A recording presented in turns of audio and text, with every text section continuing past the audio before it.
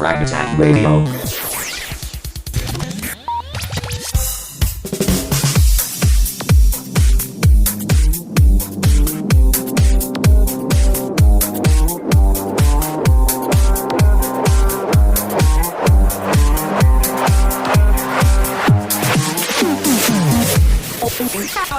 Frag Radio.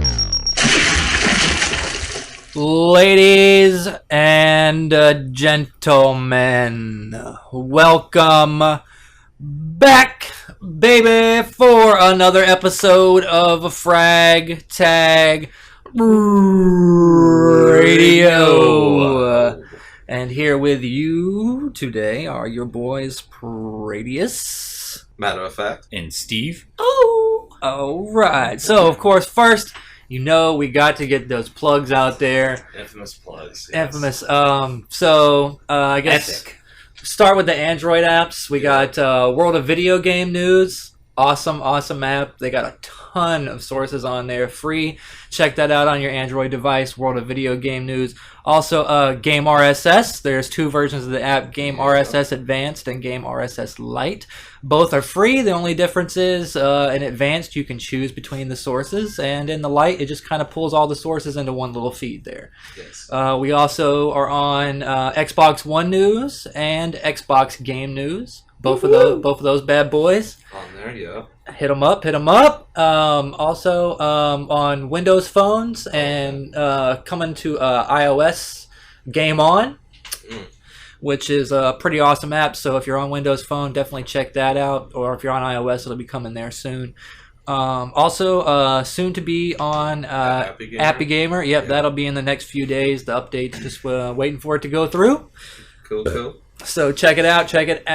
And then, as always, hit us up on Twitter at FragTag Radio, on our website, fragtagradio.com. Feel free to hit us up on the phone, 304-TALK-FTR, and on that brand new YouTube account. Yes, please, like and subscribe.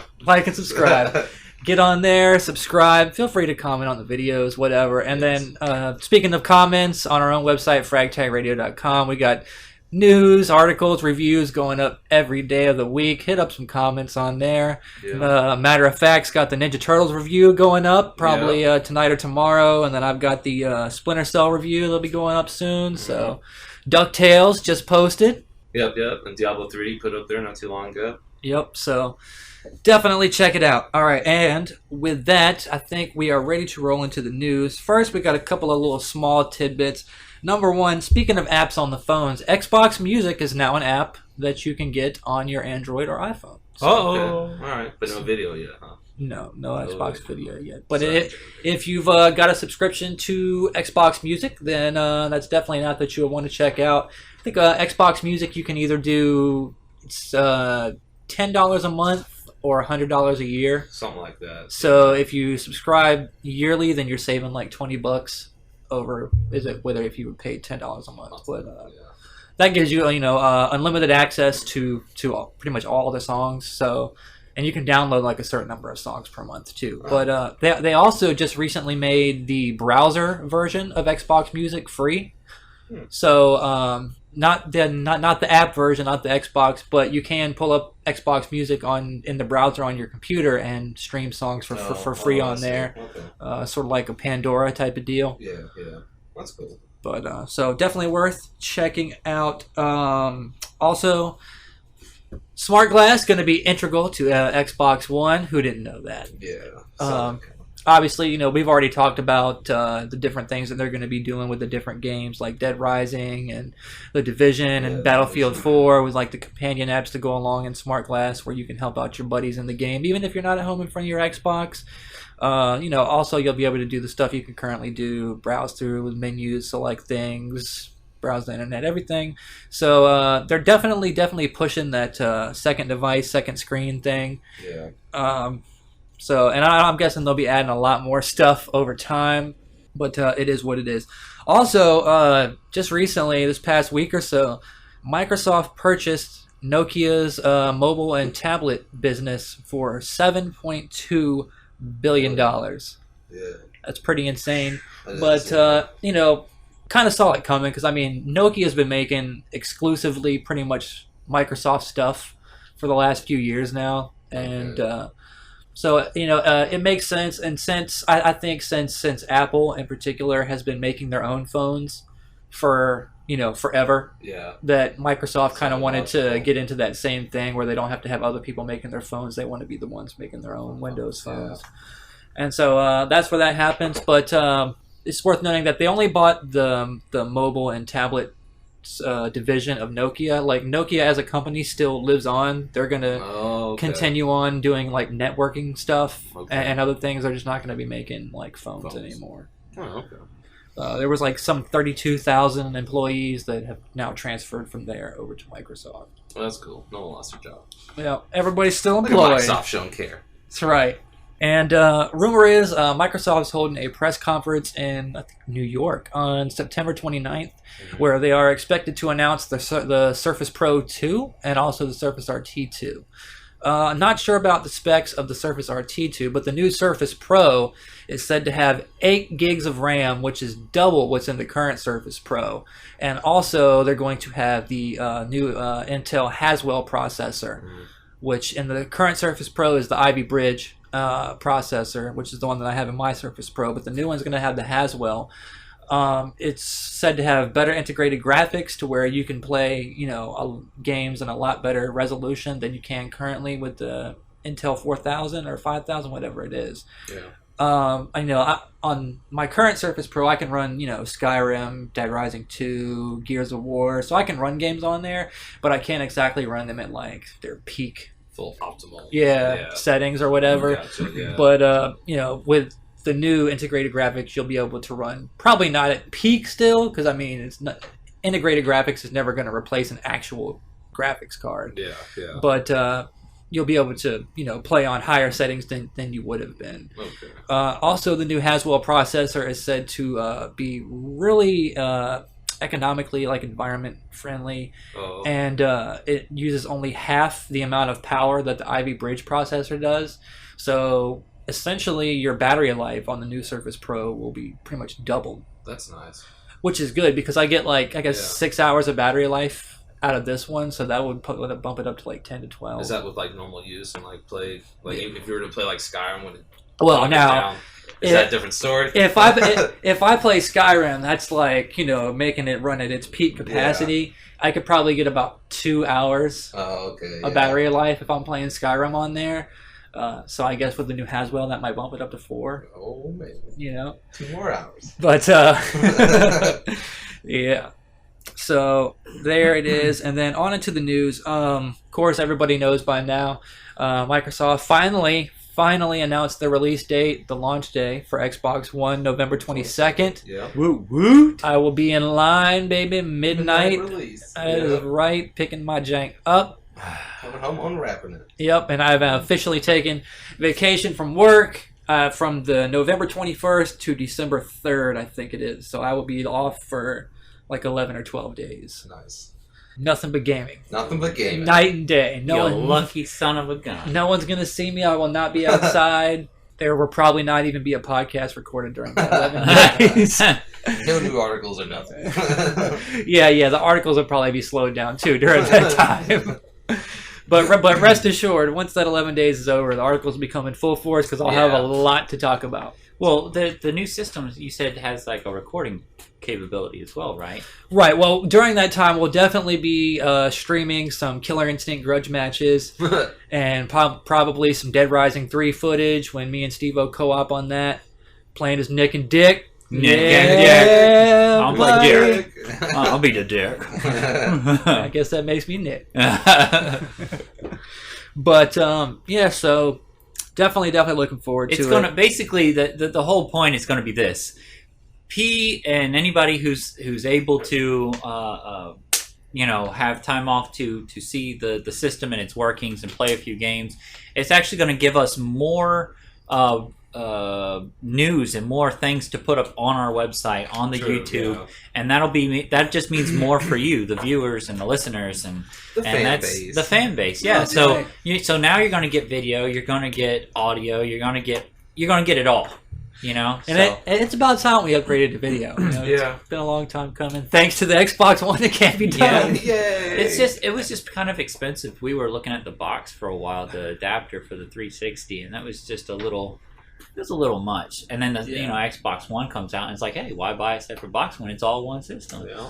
And then shortly after Christmas, New Year's comes, I'll get my tax return. Once I do that, we'll be converting the loft above my garage into a studio where I will also be. I'm going to be building a custom desk to put up there for us all to sit at. I'll also be purchasing a nice top of the line, high quality video camera, and we will be doing some video podcasts. Moving on up. I feel like we're on a late night show or something. That's right, man. That's right. I'm gonna get a nice LCD TV to put up like behind the desk there you there. go. Have some videos playing in the background while we're That'd be cool. talking. It'd be pretty nice to maybe if Top 10 we had list. enough room to put like That's a right, green man. area. That'd be cool. Matt will be up there with his Rick Rubin shades on. Oh, Keeping the gangster. That's right. Keep it real. But yeah, so Xbox One, November 22nd, for anyone who's been sleeping under a rock. They also, they've been upgrading a lot of things on the Xbox One over time. First, they upgraded the GPU from 800 megahertz to a 853 megahertz frequency. Now they've upgraded the CPU from 1.6 gigahertz to 1.75 gigahertz. And they also had upgraded something else. Oh, no, it was the ES RAM. Originally, the ES RAM in the Xbox One was going to do like 102 gigabytes per second. Yeah. And now it's capable of doing like 190 or something like that. Yeah. So, I mean, they boosted it up. pretty significant upgrade there, which is a good thing, because the ES RAM is pretty much going to be dedicated to the graphics processing and the gaming part of the Xbox One. So, now do you think it's because maybe something from like the PlayStation side had leaked out and they're competing with that, or do you think something has come to be more cheaper in price, so they're just upping the ante, saying, "Hey, we upgraded this, even though it's become cheaper for us to put it in." I think it's a combination of things. I think for one, the PlayStation 4, when they first announced it, on paper, the specs for the PS4 were definitely looking a little bit better than Xbox One. Yeah. So they kind of wanted to boost things up to match that. And then also at the same time, the Jaguar processor that is in the Xbox One is built to run at 2 gigahertz. Yeah. But if you run it at that, it'll be running like super hot. You're overclocking the thing big time, which would put a lot of strain, on the processor and therefore make it run hotter. And we don't want any red ring fiascos. No, we don't. So going with the 1.6 was, I think, the safe way to do it at first. And then after doing some field testing, they were figured out that, hey, we can run this safely at 1.75 and get better performance without having to worry about any problems. So yeah, I think they should like really sit there and not only take statistics, but also take like hardcore gamers that I know that Jeff and myself and Matt, we run ours like when we have our days off or whatever, it runs all day. Yeah. Whether we're in front of the TV or not, taking a deuce, grabbing some lunch, whatever, that Xbox is on. And we want to make sure that when we put this much money into a system that's supposed to be this awesome, that it is going to be A-okay through that entirety. Definitely. I mean, I get home from work and the first thing I do is turn my 360 on, and that's before I even hop in the shower. Like I come in, set down my book bag, power on the 360, and then jump in the shower. And then it stays on until I go to bed. And then sometimes I even leave it on to watch Netflix and pass out watching Netflix. And I know you, Matt, you actually even turn your 360 on in the morning before work. I do. I'll turn it on. Like I get up sometimes 4:30, 5 o'clock in the morning, turn it on, hop in the shower, let Netflix roll or something like that. Maybe play a quick game, and then just turn it off. But I'm paranoid about mine because I have some mine set up so that if it's inactive for at least an hour, it shuts down. Yeah. Like, because this thing, in the wintertime, I don't even have to, turn on the heat. That TV and that Xbox, it's like a little furnace over there, a little fire. That's right. Just go there and warm your hands up. And grab that controller and keep on rocking. That's all you need. Yeah. Definitely interesting, all the different upgrades that they've been making. The GPU in the PlayStation is running over 1,000 shader processors, whereas the Xbox One is running between 800 and 900. So there's definitely going to be a slight graphical advantage there, but since they've upped the speed of their graphical processor and the speed of the PS4 processor hasn't been announced or is unknown. Oh. So if the Xbox One processor is running at 853 megahertz, and then the PS4 processor comes out and we figure out that it's running at 750 megahertz, that will close the gap like significantly, and they'll pretty much be on the exact same level. But yeah. So I think still it's really just going to boil down to the software that comes out for it. yeah, and that's the case with pretty much all hardware. Yeah. I mean, you can put out a powerhouse piece of hardware, but if you don't have good software running it, that's it. Then and that's the one place where Microsoft always shines is on the software front. That's true. Yeah. Because I mean, software is their bread and butter. They've been making software since forever. Yeah. And Sony, on the other hand, just recently bricked a bunch of PlayStation 3s with a software update that they did to theirs, and then had to come out with a different patch and update it. And then, of course, there was the whole PSN hack fiasco where the shit was down for like a month. God. So, Hopefully both companies learn from past mistakes. Yeah. Hopefully so. Yeah. But I'm sure they have. Nobody wants... I'm sure Microsoft doesn't want to have another Red Ring fiasco, and They can't afford it, really. I don't think pretty sure PlayStation doesn't want to have another PSN hack fiasco. Yeah, or a lackluster launch or anything, yeah. I just wish, man, remember when it was so much easier when it was like the bit battles, and that was it. It was like 8-bit, 16-bit. You didn't know about the processor or anything. It was like, oh, that's 32 bits now. Oh, man, that's gotta be better. Yeah. Now it's like, that's all you needed it's to got know. This much memory and RAM, and I'm just lost in it all. I wonder if you had to break it down, what kind of bit, you know what I mean? Like 1,000 bit? I don't know. Hell of a lot. Definitely a significant upgrade from the 16-bit we were playing on the Super Nintendo. Yeah. No more Mode 7 or blast processing. That's right, man. We'll just keep it at whatever it's supposed to be framed for your TV. Yeah. Like 360 was like the beginning of it was like 720 bit. 720. And then it got to HD, and now it's 1080 bit. Soon it'll be HD plus. Well, next is 4K. Yeah, 4K. I've heard of that. Holy crap! It's think of 1080 as a number, and then 4K 4000. So the 4K TVs are supposed to be theoretically 4 times better picture than a 1080 TV. Wow. But right now those TVs are super expensive. I'm sure. Imagine in a couple years. Imagine the porn on that. I'd like to. I would never have to leave my room. I mean, what? I don't even know if you would want to see porn in like that high of a depth. You'd be like, oh. You might The get like, finisher. Oh, stop it! Stop! You might be like borderline grossed out. Yeah, that's You true. know what I mean? Like, Such detail. yeah. Wait a minute. Yeah. That looks a little shady. It's already like you're watching the news in HD, and you're like, man, that newscaster's got some blemishes on her face. Yeah. You're like, man, I almost wish this wasn't in HD right now. For real. So, We're not going to broadcast in HD. it all depends on who's on the wearing TV. a mask. Well, it'd be like a masquerade party. That's right. All the time. Now we'll have makeup. Makeup. I'll be looking like Marilyn Manson. You'd be looking like Zorro. Zora. I'll just be a random anime character. Just paint your cheeks white and put red dots. You could be like a mime. No! Every time I think of mime, I don't think of like a human mime. I think of like Pokemon mime. And I'm like, no. Or you could do like a evil clown. You know what I mean? I hate clowns. Creepy. You could be like a shaggy insane clown posse like looking for. Well, that's a different story. I could probably get away with that, but Be interesting. yeah. But all right, so moving on. They were recently, switching, the Xbox Live Rewards program. Yeah. They phased out the Points. Microsoft points and now moved over to real money. Which, by the way, I just recently noticed that the new cards are in the 7-Elevens. Oh. They're not Microsoft point cards. They've got $15 cards and $25 cards. Interesting. Okay. So, which makes me wonder: are the price of games about to rise? Oh, Because, right now, your high price on Xbox Live Arcade is $15 with your occasional $20 game like Minecraft or State of Decay. Yeah.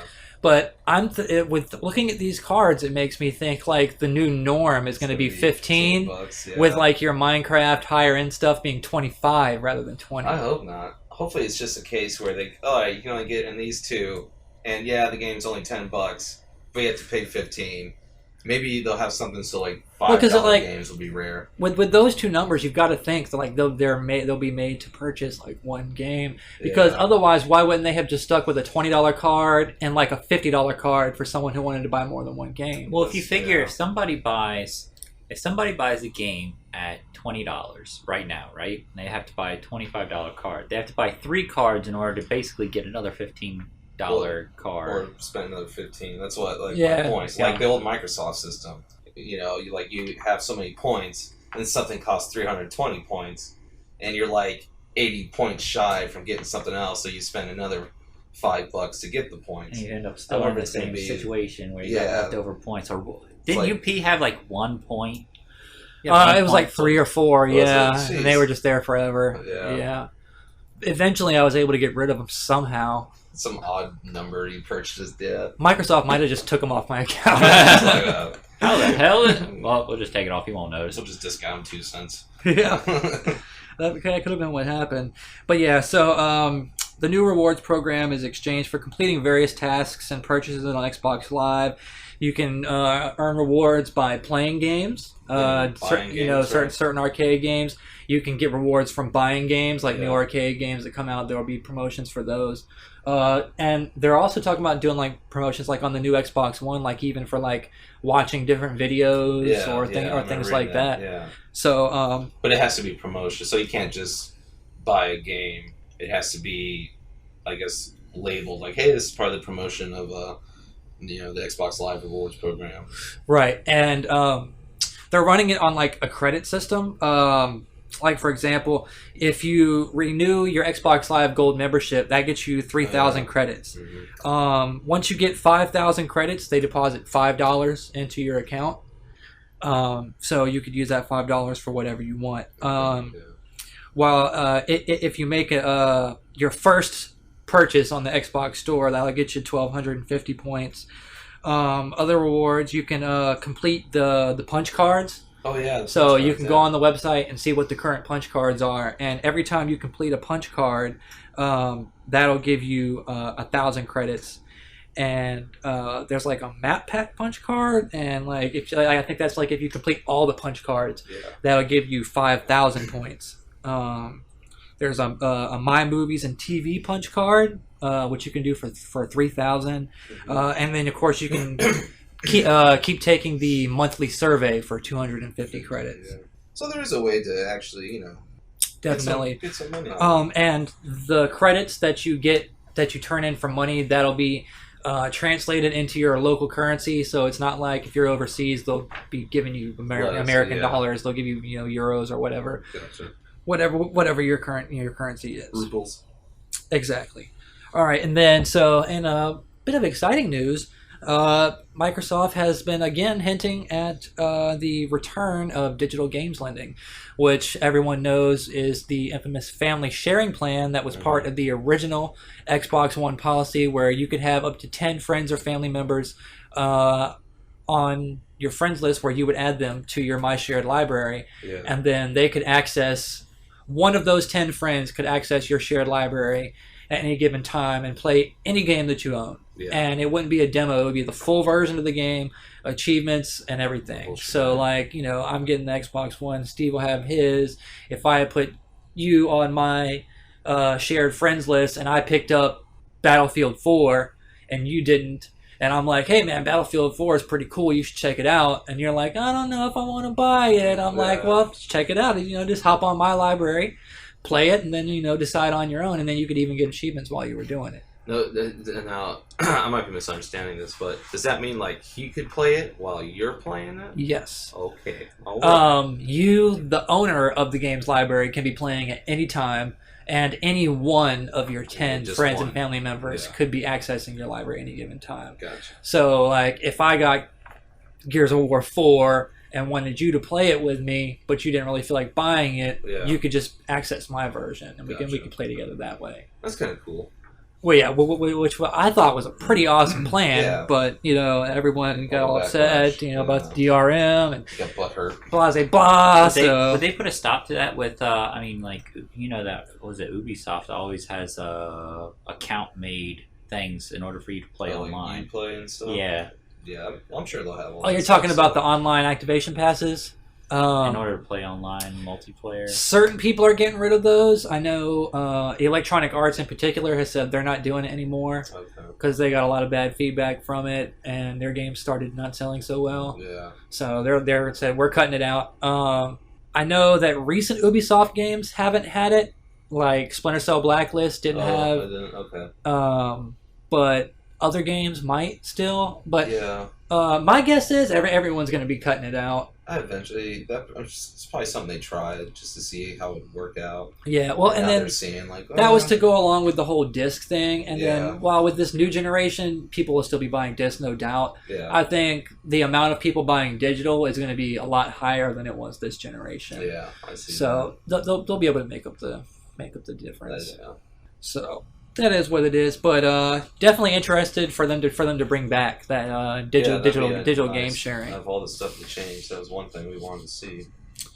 And then a bit of sad news: Fable Anniversary delayed until February of next year.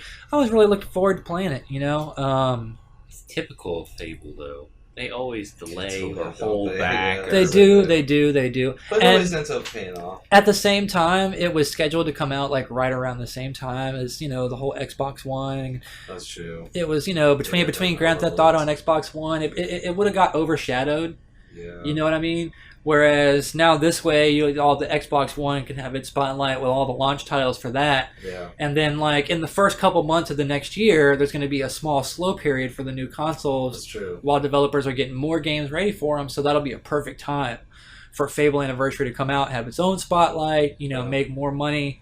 Obviously, people will still have their 360s because you can plug your 360 into your Xbox One via the HDMI input port. Yeah. And then come spring of next year, that's when all the big games are going to start coming out for next gen, like Titanfall and games like that. So that just, like, real quick, a side note, does that mean that it would be advised to have to put both systems side by side because of their fan ports? Their exhaust fans? Because if you stack them on top of each other, wouldn't that cause a heating problem for one of them? Very possible. I know Xbox One pulls heat out of the top, just like the new slim Xboxes do. So unlike the old Xboxes, which pulled the heat out the back. Yeah. But the new ones put it out the top. Yeah. So I wouldn't stack anything on top of the Xbox One. Side by side, probably. Yeah, or on top of the new slims. Now, if you have like one of the old Xboxes that pulls the heat out the back, you could probably stack something on top of that. You could. But depending on your model, like if you have one of the really old models of the Xbox 360, like one of the originals that was prone to overheating anyway. Yeah, like I wouldn't stack things on that anyway. Like no. I used to have like they got vent holes on the top too. I actually still do. I mean, even though there's no heating problems anymore, I do it, just because I'm used to doing it. Yeah. Is like when 360 first came out with the heating issues, I had erasers that I would put under each corner of the Xbox, so that like the air can flow all the way around the console. Yeah. And I still have it like that today, even with my Gears of War 3 Slim 360, even though I'd be fine without it, but I was just used to doing it. You can't hurt it. And yeah, like you can never hurt having more airflow. Not at all. I even currently I've got to keep my Xbox Slim a little bit cooler. Mm-hmm. I have one of those little personal fans like you would see in a cubicle. Oh yeah. It's only like maybe 5 inches round for the fan, and I've got it blowing right into one of the imports. Well, I remember cool air coming in, and that one Xbox you had like attached a giant fan to the top of it. CPU the warranty was over. I cracked it open. That thing sounded like a jet engine taking off. Yeah, I found out that I could rewire online. I found out that I could rewire the back fans instead of like 8 volts to 12 volts. So I had those 2 little fans in the back pushing out, and I had a 120 millimeter fan screwed onto the side of the case right over top of the CPU, and that was running at 12 volts. So I had a 120 fan blowing in cool air, and I had the 2 small fans blowing out, and it was pushing loud. some air out the back of that bad boy. It was like a personal fan. Yeah, that thing sounded like a wind tunnel, and it was. It worked. It did. Yeah. That console's probably still living wherever it is. You still got that thing? My sister has it in Hawaii. She said it just now started acting up. Really? But more than likely, she hasn't cleaned it, so dust probably got in there. Yeah, gotta blow that bad boy out every now and then. That's right. Got to give it a good blow. All right, and then Dishonored, which was one of a really good game that it came out. What was it, last year? Mm-hmm. One of my favorite games from last year has a Game of the Year edition coming out, which includes the Knife of Dunwall DLC expansion, the Brigamore Witches expansion, the Voidwalker's Arsenal, and the Dunwall City Trials, I think. Yeah. And you'll get all that for $40, $39.99. That's not bad at all. Yeah, I mean, because like Now's the time to pick it up if you didn't. the two DLC expansions, the Knife of Dunwall and the Brigamore Witches, they go together. It's one story broken into two parts. Oh, okay. And when you put those two together, it was damn near just as long as the actual campaign was. Oh, okay. So it's almost like you're getting two games in one. That's cool. And for a cheaper price. Yeah. Whereas, I originally paid $60 for a Dishonored, just the game, and then bought all the DLC later for 800 points per one. So they didn't have a season pass? I don't think. No, Dishonored did. Okay. But yeah. So overall, I spent like over $80 on Dishonored, and now you can get all that for half the price. Yeah. And I actually never even bought the Dunwall City Trials. So that would have costed even more. So I mean, that's a really good deal. That's a pretty good deal. And it goes to show, good things come to those who wait. True that. There's always going to be that inevitable Game of the Year edition. Yeah. Like what they just announced, the Borderlands 2 Game of the Year edition with all that DLC. And I think isn't that $40 too? It might still be $60, but it might be $42. I'm not sure. But either way, it's still a good deal. Because, I mean, 5 DLCs, 6. Borderlands 2 had a crazy amount of DLC. Yeah. Matter of fact, they're still doing DLC for that game. That's true, they are. The game lives on. But yeah, so definitely worth checking out if you never played it originally. Yeah, I might check that out. It'll be coming to North America October 8th and everywhere else on October 11th. So definitely worth checking out. All right, and as we were talking about before the show, co-op with Nick and Dick, Dead Rising 3. All right, giggity. Now, the way it works is you can co-op with a buddy. The guy Dick is a truck driver, and the dude Nick is, I think, like a mechanic. Yeah. So you can play the actual regular campaign co-op with a buddy. And so, say, Steve, I jump into your game, you're playing as Nick, I jump in as Dick, and you're doing a mission over on this side of the city. I can do another mission on this side of the city, even though I'm in your game. And, or I could come, join you and, do missions with you. And any missions that we do together will count as completed for me. So when I go back to my single player game later, like, even if you're farther along in the story than I am, and I do a mission with you, once I get back to my game, I play through my game, and once I get to that mission that me and you already completed in your game, it'll give me the option to skip that if I want to, since I've already beaten it. That's cool. But yeah, so definitely, and then all the vehicles in the game are two-seater, so that you can drive around together and all that kind of stuff. And then of course they've got the smart glass functionality where if you're surrounded by zombies, you hit me up at work, I pull out my Surface and drop a couple airstrikes on the bad boys for you. That's right, clear them zombies out, baby. Right. And then also they were saying that Dead Rising 3 is going to have multiple endings. Yeah. I don't know if this is like based on choices that you'll make or different missions that you do. One of the developers, Mike Jones, was saying previous Dead Risings would always have modes like Overtime mode, where you get to discover the truth behind everything that's been going on. So there's not just the 6 days, which the campaign takes place over 6 days in game. We're going beyond that. If you make the right story decision. So if you choose your own crazy... So it's not like one of the choose your own adventure, like a Mass Effect type of deal. Yeah. It's, based on a few, decisions that you make, meaningful decisions that will impact the ending of the game. And it's not like a bunch of different endings. There's like, 3, maybe 4 of them. And then, so... definitely interesting, and I always like when games do that because it kind of gives you an incentive to play through the game again, and I'm like, all right, I played it this way this time. Let me try a different approach and see what kind of ending I can get this way.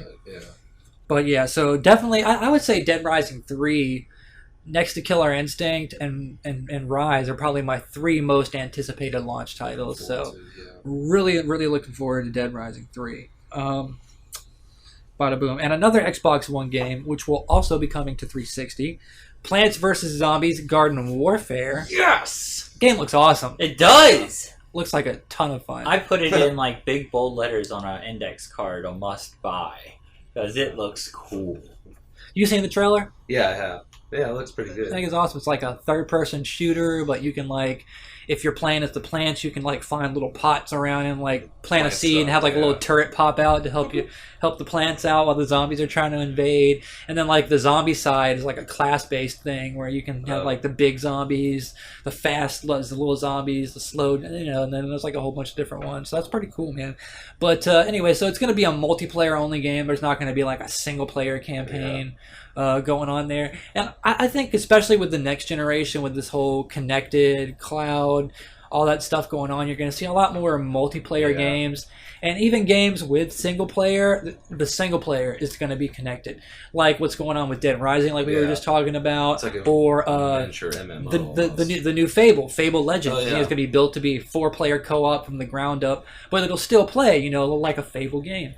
So, and then you got Titanfall, which is a multiplayer game, but it's got a single-player type storyline weaved into it as you're making your way through. So, it's actually interesting because Titanfall isn't exactly a single-player game at all, but it's not exactly just a multiplayer game either. It's like a hybrid. It's kind of curious to see how, if you're playing and you say you're trying to do a story mission or something, how the online interaction with other people is going to be when you're trying to do something. I mean, you could throw a whole mission completely off loop, but the fact that if it does do that and you're able to adapt to what the other players are doing to still get that mission done, that would be pretty cool. Yeah, definitely. So looking forward to the coming generation. And then speaking of online modes, Grand Theft Auto Online is looking crazy. That's going to be awesome.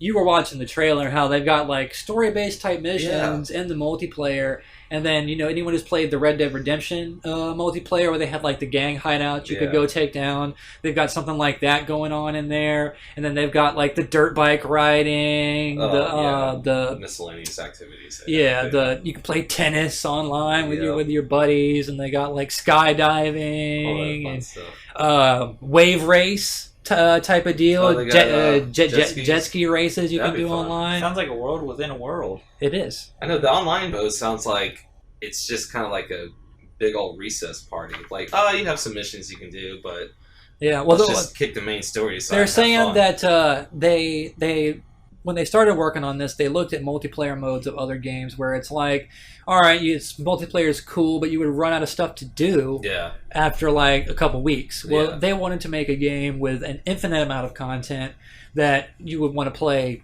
forever, or at least until the next Grand Theft Auto comes out, right? Yeah. Hey guys, you want to go to the bar, get some electronic drinks? All right, let's go. Come out all. All right, now let's play some tennis. They've got over 500 missions.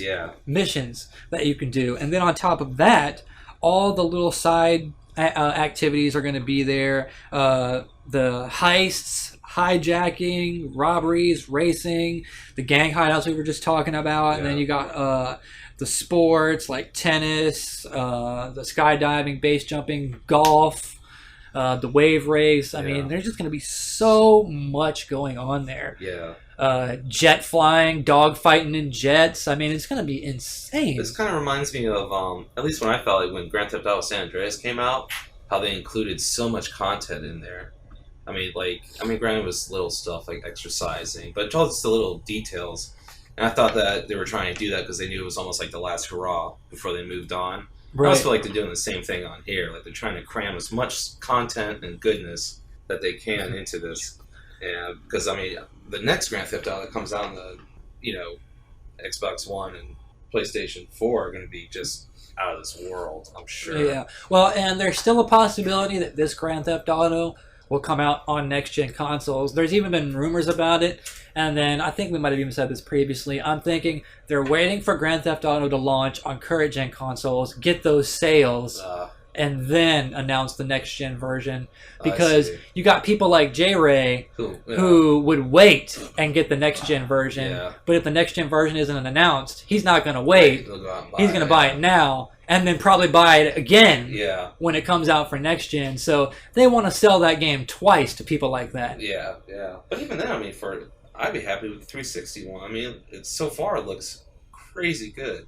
Yeah, I mean, especially when you're considering that this stuff is on 10-year-old hardware. Exactly, yeah. I mean, they're really pushing that stuff to the max. Well, do you think GameStop's going to try and push a sale like they are with the Call of Duty, where if you go ahead and buy the Call of Duty for the 360 version and you pre-order for this is what I understood how to do it.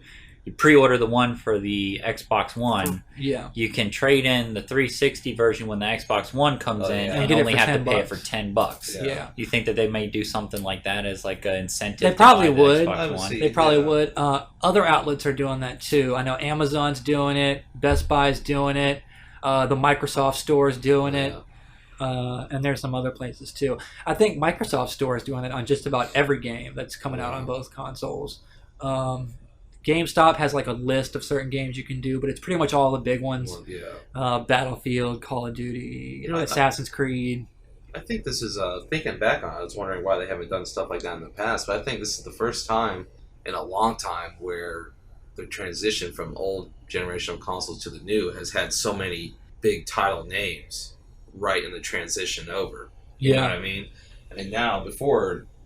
like what you think of what Xbox 360, they had like King Kong, just those games that were kind of ho-hum and nothing really. King Kong, that game sucked, but I remember when it first came out thinking the graphics were so awesome. Incredible, yeah. I was just like, I bought it just for that. Yeah. Just so I could see the graphics. I'm like, or something, and then they had disappointing games like Turok. Oh, yeah, I remember playing Turok. Ruined that franchise. Ruined it. Yeah, it did. I hope they never make another Turok game again. If they do, I hope they make it really well. Really well. It has to be really well. Really well. I mean... Because they ruined They did. They killed it. Turok was one of my favorite franchises. Yeah. I was so looking forward to that game. It was a huge letdown. It was so bland, and like the gameplay itself, like with the dinosaurs. Yeah, they get involved, but... The multiplayer was like... It felt like something that they made in a day. Yeah, it was rushed. It was glitchy. It was rough. It wasn't even fun to play. Yeah. The graphics were horrible. I mean, it was just garbage. Poor Turok. I just see it as another. Talk about a game that should be buried in a landfill and never sold to anyone ever again. But I mean, you look at Killer Instinct. It's been ages since it's made an appearance. They're probably drawing straws, thinking, "Oh crap! Well, what would bring gamers back? What would make them Killer go?" Instinct didn't end on a bad note, though. Yeah. Well, and then gamers have been asking for Killer Instinct for a long time. Very long time. Out of, Rare's got a lot of games they're well known for. Yeah. Killer Instinct, of course, Perfect Dark, Yeah. Conquer. Conquer would be bad on the Xbox One. I would love a new Conquer. Banjo-Kazooie, of course. Blast Corps. Diddy Kong Racing. Yeah, well, of course, Nintendo owns that, so they couldn't do that. But I mean, just all the stuff they could tap into. Yeah. You know what I mean? They have experience with kart racing. Out of all their franchises, certain people like me and you would love to see a new Conquer. Certain people would love to see a new Perfect Dark, but everybody wanted a new Killer Instinct. For real. And since, the time is right, Ken Lobb's working at Microsoft as a creative director over there. I mean, the time was right. It was. The people were there who needed to be there. Yeah. And, and not just Ken Lobb, Rare's helping, oversee other aspects of the project. Mhm. A lot of people were kind of like, I don't know about Double Helix doing this thing. And I mean, I can admit, when I first heard, I was like, Double Helix? Really? I don't know, man. But yeah, and I feel the same way. But once I heard Ken Love was on the and scene. After watching the gameplay videos and seeing other people play it live, like you can tell it's going to be awesome. Mm-hmm. It's definitely one did of their those homework games. and put the time and effort into to make sure it plays well, because that game's all about the gameplay. Yeah. Whereas like Turok, we didn't see like too much of that before it came out, and evidently there was a reason why. Yeah. Hush hush. Yeah, but I mean, they've been taking every opportunity to show off Killer Instinct, which leads me to believe they're very confident in what they're doing. Yeah, I think it'll be good. If not, then that'll just be a really big blow towards them. For sure. All right, so do we got any Riddick fans here?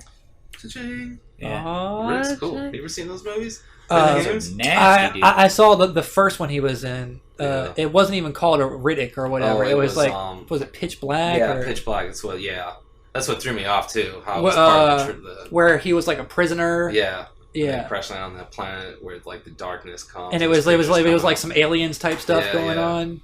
It was Yeah. pretty good. The second one was pretty good And too. there's Chronicles. That Chronicles of was Riddick, the movie that started it all. The games have been really good. Yeah, they have. I don't know if you played the first one or the Assault on Butcher I played Bay. the first one, yeah.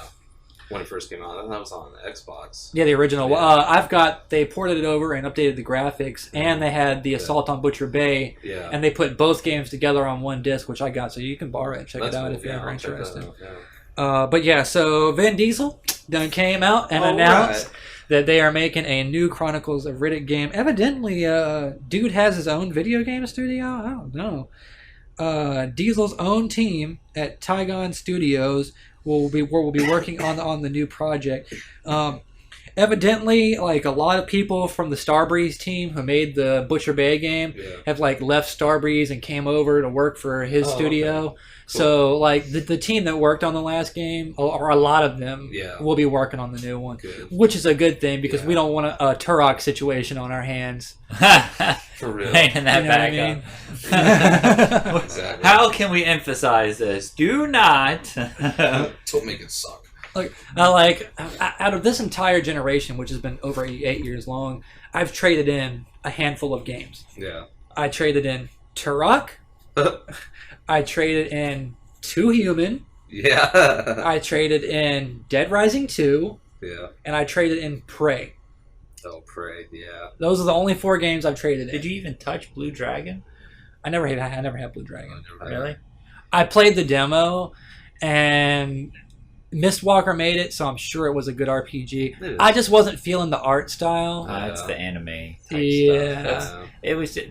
But it was a lot of I'm cool with involved. anime, but I like the adult type anime. Yeah. Whereas Blue Dragon was like a little kid Dragon Ball Z looking type of anime. Well, I mean, it was designed by the dude that did all those characters for like Chrono Trigger, Dragon Ball Z. Yeah. So I mean, yeah.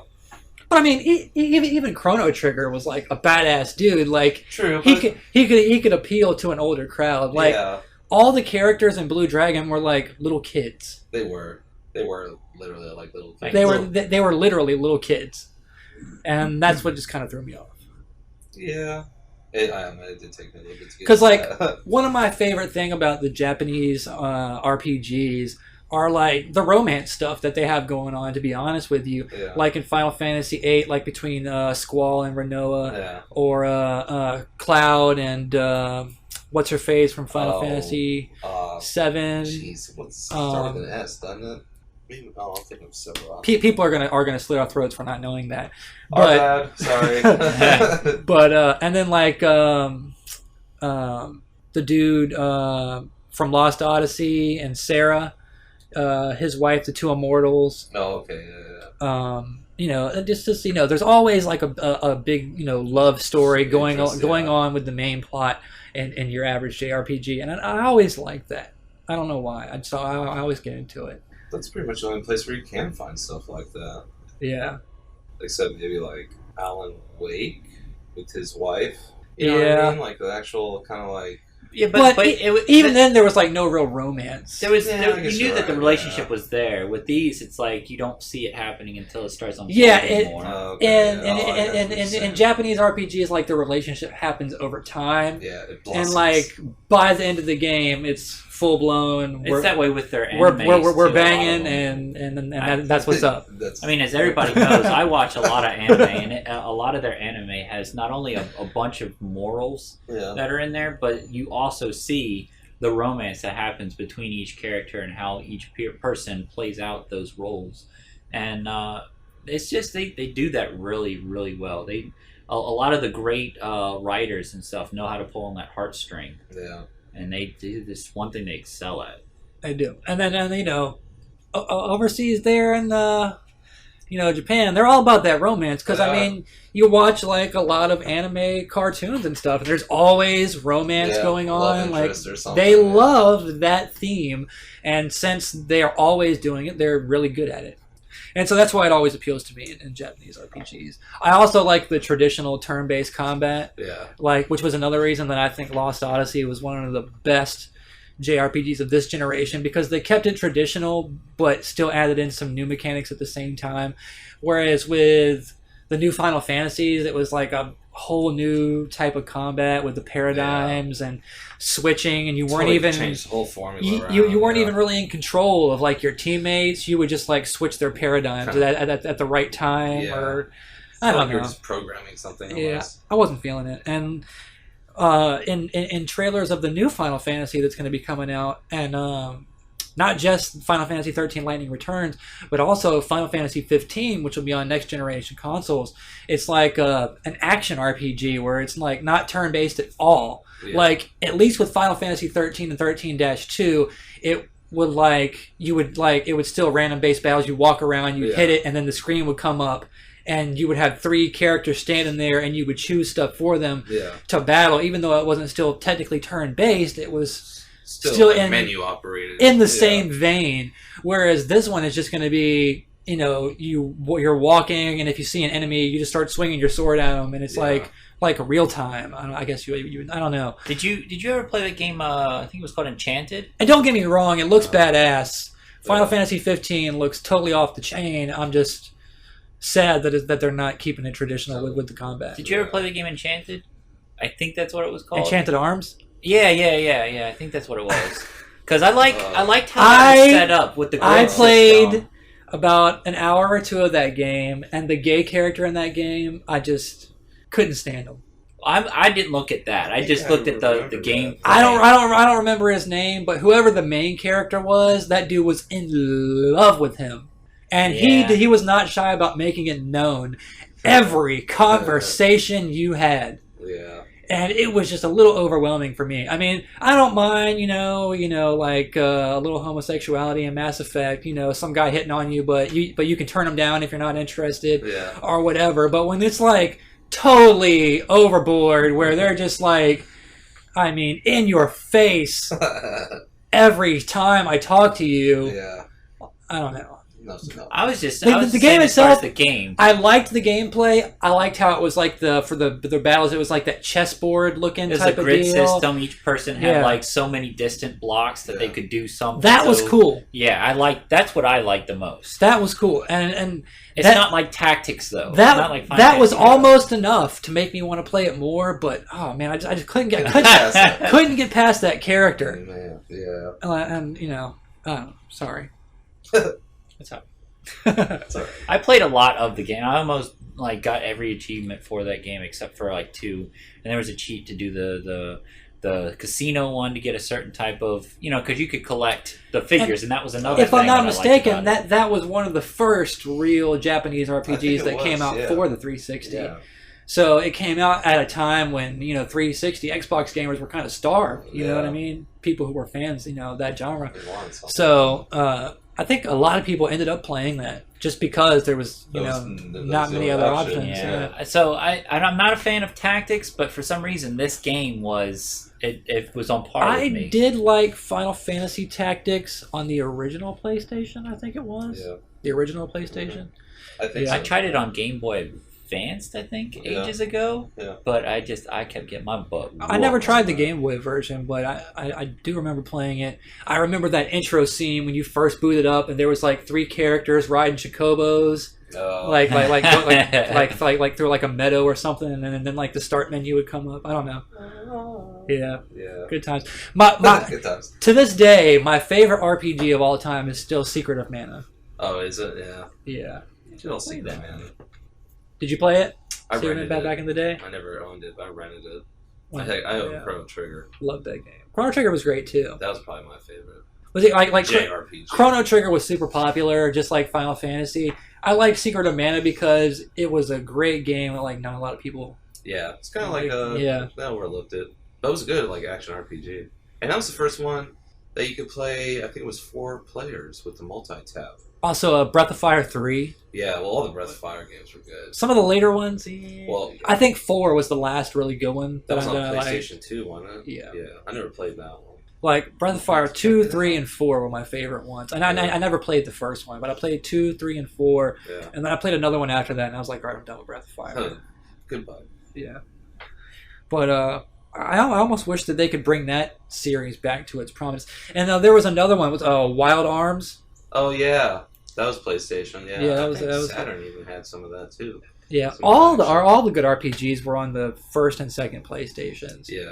Because like that Nintendo had a few RPGs, but they weren't really big on it. No. And like Sega was on the way out, Microsoft was on the way in, so there wasn't a lot of RPGs for those consoles. Yeah. Sega couldn't afford to buy them. Microsoft was still trying to build up a game library, so they didn't have a lot. So like PlayStation was really the only place for RPGs during that time period. Plus, I think after Final Fantasy VII came out on PlayStation, it almost became synonymous with the PlayStation name. You always knew there was going to be RPGs. You always knew Square was going to be there. Yeah. To support and then I gotta say that for the first half of this generation, Microsoft was really good at being aggressive at getting Japanese RPGs. They had Lost Odyssey exclusive, Blue Dragon was exclusive. Magna Carta 2 I forgot about that was exclusive. Yeah. Star Ocean The Last Hope, that was exclusive for a year. PlayStation owners got it a year after I'd already beat it. Way to put it there, after I beat it. Infinite Undiscovery, that was another good one. I still didn't play that one. I bought it and it sat on my shelf, and I always meant to Fantasy get Star back to Universe 2 or whatever it was. Fantasy Star Online Universe? 2. Online, yeah. There's a lot I gotta play.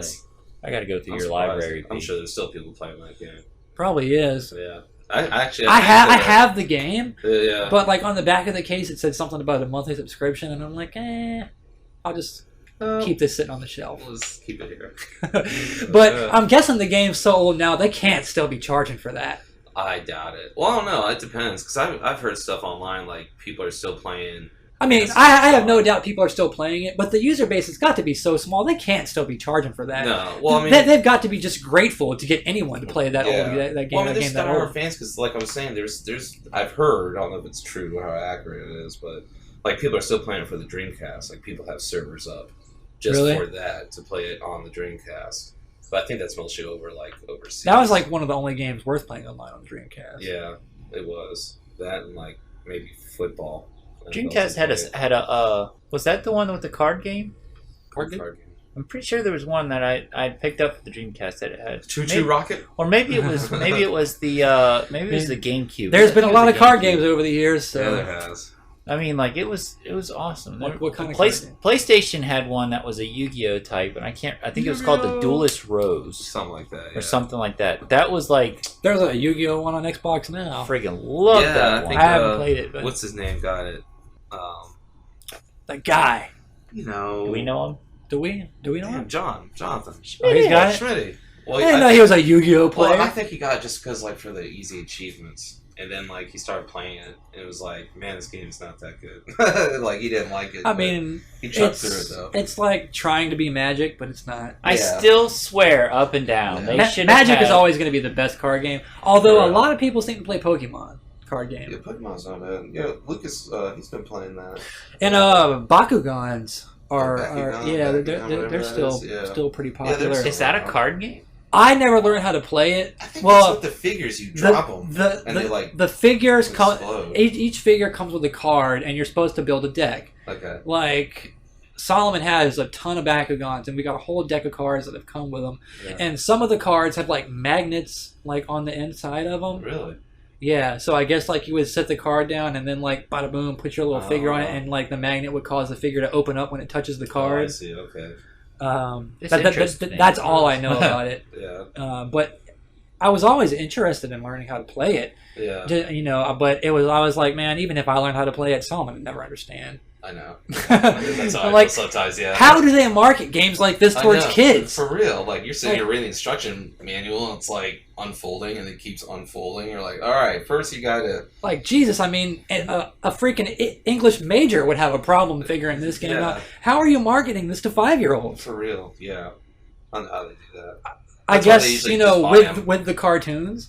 But like, then the kids see the cartoons, they just buy it just because they know the cartoons, and they don't end up playing the game. They just like look at them. Yeah. Yeah. What's the cartoon with the spinning tops? Beyblade. Yeah, Beyblade. Yeah. Solomon is all over those now. That's like his new thing. He's always trying to get some Beyblades. But those are actually pretty cool. Isn't that where you buy the arena? Yeah. It's like a little plastic thing. Yeah. It's pretty cheap. It's not really. And you set it down, and then you just get there, and then pull the thing, and the little two dudes go battling, and then whoever's last one standing is the winner. It's basically 2 tops. Like That's all. You could do more than 2 at a time. Like we did, me, Solomon, Kayla, and Beth. Had 4 of them there. four of them in that bitch like that. You got Beth in there? Yeah. That's awesome. Battling it out. We were all battling out. I could see Beth now with a cigarette in her mouth, that and game a beer in her hand. You going down, Jeff? That game was actually pretty fun. Check that out. That'd be so cool. But the learning curve was very low because all you got to do is rip it and get it. You know what I mean? That's right. I would. So that's what I want. I think to me, what would make like the best selling game is pretty much what you were saying about the one with the magnet. Bakugans. I like games that have visuals. Right. You know, Magic is fun, but if you put like a miniature in front of that, I would love it. I don't know why. Me and miniatures and dice, and cards. If you could find a way to put all 3 of those things together without making it overly complicated, it would just friggin' rock my world. There was only one game I played like that back in the day, and it was a mech game. You had like a sheet of paper that had like your mech, and then you could like write the stats on there, and then there was like mech figures. Something like that. I don't even remember what it was called, but what'd you play it on? It was also like had like cards and stuff too. You didn't play on anything. It was like a tabletop game. Oh, it was a tabletop. Well, yeah. I think my quarry was tabletop. It might have been. It was some kind of mech. Anyway, I apologize, listeners. This probably was my fault, deterring a little bit there. Oh my god, it happens. But I'm dice. just saying they need to, like what they did with the PlayStation with that the eye thing, where you put a card down and it makes a virtualized character on the screen. I remember seeing that. Had a little play mat. That's what I'm talking about. That would be kind of cool. The ish kicker right there. The only other card game I really liked other than Magic was Jihad, but they stopped making that game.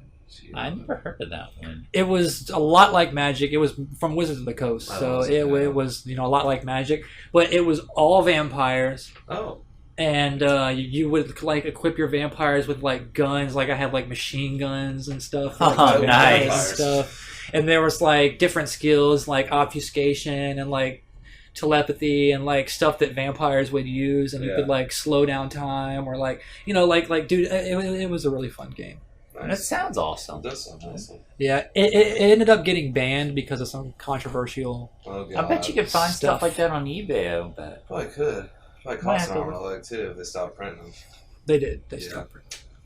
So. It depends on how popular it is, because I mean, you can find it. Sometimes you can find things on Amazon cheaper than on eBay and vice versa. Matter of fact, I think in Atomic Comics, you go in there all the way in the back. They still have a Jihad poster hanging up back there in the back. Oh, nice. Yep. Because I think I saw that last time I was in there, and I was like, "Can I get that?" And they were like, "No." Damn you, waste. That's typical. Yep. But all right, so yeah, Vin Diesel Got that new Chronicles of Riddick game coming. Looking forward to it, yeah. Back to this. Ubisoft announces a new Valiant Hearts game called Valiant Hearts: The Great War. Sounds good. That'll be coming to PC, Xbox 360, Xbox One, PlayStation 3, and PlayStation 4. No mention of a Wii or Wii U release. Oh! That'll be like 3 years down the road. If it happens, yeah. Poor Nintendo. But this is being developed by Ubisoft Multiplayer, which is the same team who does Rayman Origins. Oh. So I'm guessing it could be a good game. It should be. Because Valiant Hearts has been around for a while. Multiplayer, they've been doing a good job. Yeah, they have. Good job. We'll discuss that later here. Yep. So what's it about? It's a 2D platformer inspired by actual letters from World War One. Sick! That'd be cool. Yeah. Oh, World War One based game. Heck yeah! Nice. Get you some! Oh! In a world with all these World War II games, nice to get a World War one in there. It is. I mean, everybody kind of overlooks that. Like, God. World War II is the end all be all. Screw World War One. I want to see the Korean War next. Korean War, and then There's already been games with like the Vietnam War. I know, yeah. I guess really the Korean War is the only one they really haven't touched on. Yeah. Or I guess it was not a war. What do they call it now? Wasn't there like a big Mexican War too? Like That was like South America down there going on back in the day? oh. I don't even remember the name of that one. We're talking about the one with Texas, like the Alamo and shit. That might be. Oh, Battle for Justin, the you're a lot Alamo. smarter than this. Okay. The Spanish American War. Yes. Yeah. Yes. All right. Alright, so You we got got our history it. buff there. There we go. School It does should work, be- kids. Should be typical considering this man's a flash from the past. I know, right? Well, American history to me is boring. I love America. Actually, I was always history was one of my favorite subjects. Yeah, I world kept falling history for me. asleep in it. History, English, and sometimes science. If I watch like a documentary, I will watch the entirety of it and want to find out more about it. I like But- science a lot, like figuring things out and Yeah. experimenting, but I never liked the math portion of science. Formulas. and Like whatnot. chemistry. Oh, I hated chemistry. Hated chemistry. Yeah, But like earth chemistry. science, That was awesome. that was fun. fun. Yeah. I love numbers. I hated chemistry. I barely passed chemistry with like a Who'd D. you have for chemistry? I don't even remember her name, but she was this short, fat white lady, and I hated her. I know exact. I had her. You did? I don't remember her name. Yeah. I remember we got in a big debate because she was talking about how if you buy Tide, how its chemical properties, its ingredients and stuff are a little bit different than an off-brand. And I got pissed off because my parents buy a lot of off-brand stuff because it's cheaper. Huh. And I got up in my chair. I was just like, you don't know? That's just like anything else. And she's like, no, Steven, the ingredients are different. I'm like, no, they're not. And she's like, get out of my room. Yeah, she used to send me out in the hall a lot. A lot of teachers used to send me out in the hall. I wonder why. But at that time, you could sneak down the hallway, get you a snack, come right back, and they never knew a difference. Remember God, those snack I carts? had this math teacher that just hated me. Like, I lived out in the hall for her class. I would just, like, get there, walk into class, and she'd be like, right back out. give me, like, a signal, and I would just, all right, Well, guess I'm out in the hall today. it's cooler out here anyways. Yeah, it is. Yeah. Kids walking by with their hall pass, and you're like, what's up? I know, get the bathroom pass, walk around for like 45 minutes. I got kicked out. Yeah. Want to come over to my house later? Yeah. Good times. All right. Assassin's Creed Liberation, which was originally a PlayStation Vita exclusive, Yeah. making its way to Xbox 360 Yeah. as well as PlayStation 3, and PC as well. But this is actually really awesome because I don't have a Vita. I have no plans on buying a Vita, Yeah. but was interested in playing Liberation. It was like literally the only game on Vita that I was really interested in checking out. And now I have even less of a reason to go get a Vita, which Yep. Thank you. We get Sony. makes me happy. Yeah. But yeah, and it's not just like a straight port of the game. They've upgraded the graphics to make them look a lot better for consoles. I figured they'd do that. Let's see, they've done other stuff. It has more geometry, more textures, more shaders, more materials. The lighting is different, And they've implemented a dynamic changing for the time of day, so you can experience day and night in the game now. Oh, that's awesome. Which I guess wasn't available in the lackluster Vita version of the game. Well, that's pretty cool. With the lackluster version. But yeah. Nice. Good to see that coming. Yes, it is. All right, and then this is number 9. Yeah, I know you're excited about this game. Yeah. Actually, as a big Mega Man fan. Well, we'll see. Yeah. Mighty number 9. This is like a spiritual successor to Mega Man. Yeah. Since Keiji. Keiji Influence. The dude that made Mega Man. Yeah, that guy. That guy. We'll just call him Keiji. Keiji.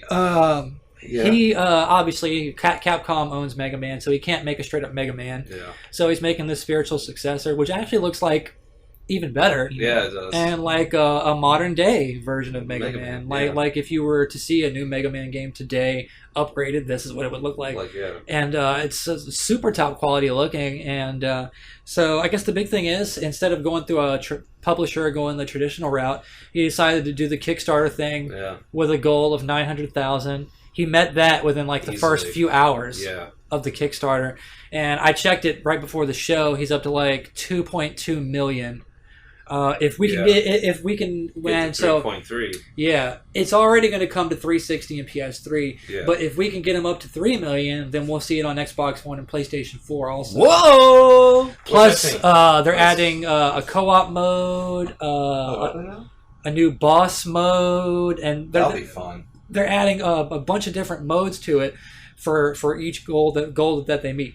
And there's a couple of surprise goals in there too. Like if it meets this milestone, it's like question marks, and it's like, wouldn't you like to know? Or like, you know what I mean? So he's got some surprises in there.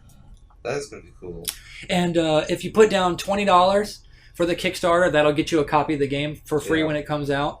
If you put down like $60, it'll get you an actual physical copy of the game with a case, art book, blah, blah, blah, and it goes all the way up to $10,000. If you put down $10,000, you get dinner with Keiji in Japan. That's gonna be that's cool. I like that. I wish I would have saved some money now. If you put down if you put down like 1,000, I think it is, you get to have your face in the game. Yeah. If you put down like 2,000, you get to have a video conference call with the development team and help them design a boss character in the game. That's cool. Yeah. So they got some pretty awesome stuff going on. That's cool, and that kind of goes back to like when they used to have contests in Mega Man in Japan for like the bosses. Like all the kids would like submit designs and they'd pick them.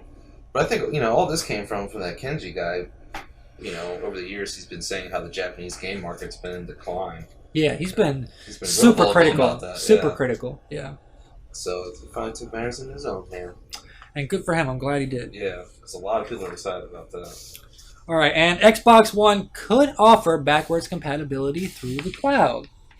Yeah. Dang. They should. That'd be nice. Yep. In an interview with GameSpot, the company's senior director, Albert Pinello, acknowledged there are a wealth of functions the cloud could be used for, although they haven't exactly settled on everything they want to do. But there's a lot of stuff that they're thinking about doing, and one of those is offering backwards compatibility through the cloud, which I think would be great. And I think this whole cloud thing is giving them the option just to evolve as time goes on. Right. You know what I mean? Like they're able to we want to do this now. Well, the cloud will let them, to do that. Yeah, and then obviously it probably couldn't be done with retail games that you own physically, but any game you've downloaded digitally on 360, that they could read that you own that game and then offer you backwards compatibility through the cloud. Yeah. And I've got almost 300 games downloaded digitally, so that'd be that'd be like a whole library right there. Right from day one. Yeah. Not to mention those who want to play games that they may have a physical copy of that want to play it on the Xbox One. That makes them profit because they'll go back and buy it. Yeah. Well, plus I really like the feature that you can plug your 360 into the Xbox One and kind of use the two consoles work together in tandem. That's pretty cool. It's just I've known a lot of people already that have traded in like just about everything that it was 360 to put towards this Xbox One. So me myself, I got to keep all my old classic stuff. Yeah. I mean, I've got too many games. I've invested too much time and money. And it's not just the 300 plus arcade games and games on demand games, I've got, you know, that whole library of physical copies of games, Yeah. you know, like a good 200 of those or more. I'm telling you, you need to put like on the wall bookshelf. You know, like remember Derek's Yeah. old place where he had all those DVDs of different shows and things. You should do that with your video games, because I mean, I used to have a DVD collection, gave it all away.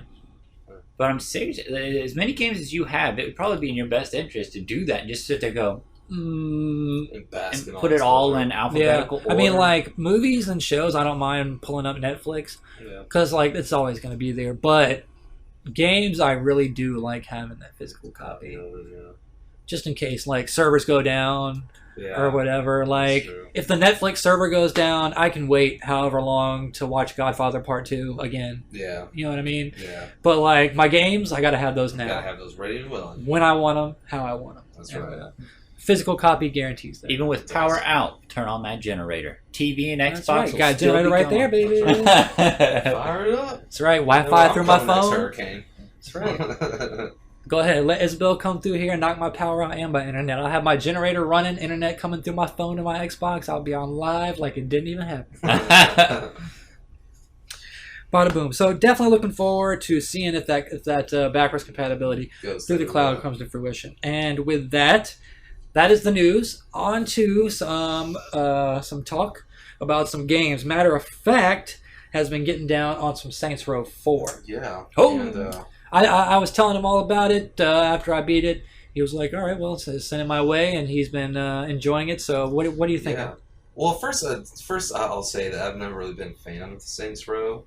Like, I played the first one, I thought it was really generic and just a blatant The rip-off. first one was generic. Yeah. It was the second one when their game really started. Yeah, and that one I never played, but I saw the pictures and I just didn't, I didn't care about it. Right. And then the third one, I was like, more of the same. But it still surprised me that there was a third one. Right. I noticed people were talking more and more about it. And Yeah. then the fourth one came out, and they were talking about how you're going to be like a superhero and all the abilities and everything. I was like, oh, that's cool. And so I finally started playing it, and I was telling you how I thought the shooting mechanics were a little clunky at times, and which, sometimes they are still, but for the most part, the game's really growing on me now. Just the more I keep playing it and playing it. Yeah. And it's mostly just because it's so just wacky. Yeah. Like, it's just so out of left field sometimes. Like, one mission I had to go, and it's just like one of these random missions where you have to go, like, disrupt the system, and you have to go fight, like, go to an area and wait for an enemy to appear. Right. And then you have to, take them down. And one of them was a toilet with Yeah. a gun. And I'm looking for this character, and I see the marker above a toilet sitting there with a gun. I'm like, is this a glitch or something? Like, what's going on? So I get up to it, and I, melee it, kick it, and then it starts running around, jumping on top of buildings, shooting at me, throwing, like, bricks at me and stuff. So, I mean, that was a tough toilet to take down. But and the fact that one thing I like about this, the character creation, how that's pretty deep, for one. Yeah. Character creation and the whole sex appeal on there. Yeah. That's pretty funny. So, of course, I made mine a chick, and sex appeal's all the way up. Big old breast. Big old boobies. Mm. And it's just funny to see that in the cutscenes when she's running or anything, how they just get in the way and how just ridiculous it is. And plus, I started doing those missions where they came out in the third one, the cat or whatever, Murder World or something like Yeah, that. Genki. What's his name? Professor Genki. Yeah, Professor Ginky, yeah. How, like, they have levels where you have to, like, use your telekinesis power to, like, pick up cars and throw them through hoops, or Yeah. the Or people, yeah. Yeah. Or Yeah. the Genki heads. Yeah, they're the heads themselves, yeah. And it's fun. And they got Hulk Hogan is one of the announcers or whatever for that oh, show. I didn't even notice that. I haven't even heard him yet. Because I noticed I've done a couple of them. Yeah. Next time you do it, listen. There's two announcers and one of them's Hulk Hogan. Oh, really? Yeah. Cool. Good old Hulkster. But no, the game's really fun, especially with the whole superpowers. I like that. I really think that. Guess who else is in the game? Who? Roddy Piper. Oh, shit, really? There's a mission. You know, I was telling you about crazy stuff going on with the vice president. Yeah. Well, when you get to that mission, Roddy Piper shows up and saves the day. He's actually Roddy Robot. He's the Piper in the game. He's in his full getup. Wow. It's his voice, Roddy Piper. Oh, that's awesome. Doing picking people up, doing slams and death sentences. Slices and stuff. yeah, Wow, that's cool. Oh, Crazy stuff stuff like going that on. that makes me want to play. It's like that one time when you steal a ship and that 80s song, What Is Love, starts playing when you're flying out of the spaceship. What It's is love? yeah, that shit's it's really fun. Yeah. It's a really fun game. Like I said, it's grown on me, and I'm addicted to collecting those The glitches. the glitches. Yeah, those blue orbs that you use to level up your superpower Superpowers, abilities. Man, that's so much fun. That game could be just a sandbox world and take away like the story and just have your superpowers, Yeah. and it would be fun. I mean, Reminds me a lot of Crackdown, how they put Yeah, those it does. they put those orbs in there and doing the super jumps. yeah, and all that, and like the sprinting and running really fast, and It's like they took the open world gangsterness of Grand Theft Auto, the superhero stuff from Crackdown, yeah, and the crazy zaniness of Saints Row, and just put them all together. yeah, and it works pretty darn good. I mean, right now, I keep doing all the side missions right now, but even then, I do some of the main missions, and they're pretty fun. Yeah. You know, romancing all the characters and all that. Oh yeah. Yeah. Getting Sid to go down on Get you. Sid to go down. Oh. That's a good robot. That's a good robot. But yeah, that game definitely fun. Definitely more than what I expected. With that, we've been playing Rayman Legends. Well, if you had to frag the Saints, what would you I do? had Frag. I'll say 3.5 frags. 3.5? Yeah, 3.5 frags. Man, smoke was starting to come out of his ears I a was little bit thinking, there. I was like, should I go 4? I was like, nah, I'll go 3.5. That's what I went for. Did you? Yeah. Yeah. Well, I haven't beaten it all the way, so Well- that could possibly change. Wait till you play that Saints of Rage mission. Yeah, that's what I'm kind of looking forward to. That and the Roddy Piper deck. Yeah, that's awesome. But Love some old wrestlers. but yeah, so Rayman Legends, we haven't played a lot of it, no, but we've played about 5-6 levels. maybe Co-op. even more. Yeah, Yeah. we've gone through a lot, That was maybe about 10 levels Yeah. co-op.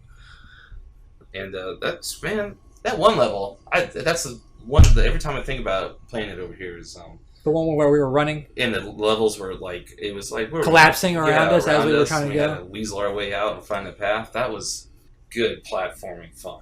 Like, Yeah. not a whole lot of games have that anymore. And the art style, just the way it looks, it's just a breath of fresh air, man. Yeah, You see something that colorful and that whimsical. the art style is beautiful. Isn't it? It's great. Yeah, and of course the soundtrack is good, just like the on soundtrack is Origins. really good. Yeah. The Origins soundtrack was really good too. Yeah. Rayman's really stepped it up. I'm glad we've gone away from those Rabbids or whatever it was. Like it was on Yeah, Wii. he's like a modern day Mario, even Yeah. better than Mario these days. I won't Rayman's getting it go in. that far, but I'm just saying.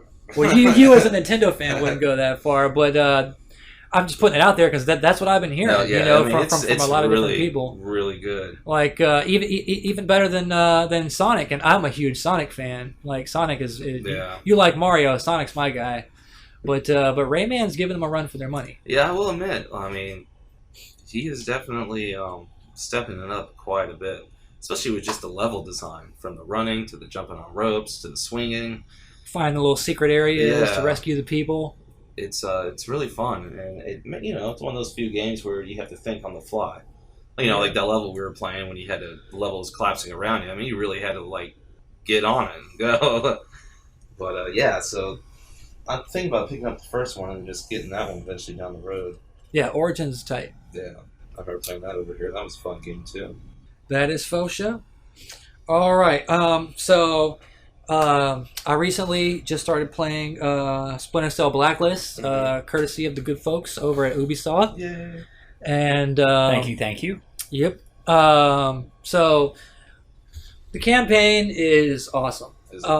What they've done is Splinter Cell was always traditionally a stealth game. Mhm. But the last game, the last one that came out, Splinter Cell Conviction, they had kind of taken it an action route and Yeah. kind of like started moving away from the stealth. Is that where that mechanic came in, where you can mark targets? Right. Yes. Okay, yeah, That's where that started. Yeah. And a lot of people didn't like it, Yeah. especially like purists for the series, like people who are big fans of the series. Yeah. They're like, "What the hell are you doing? This Yeah, takes away the whole isn't point. Splinter Cell." Yeah. Yeah.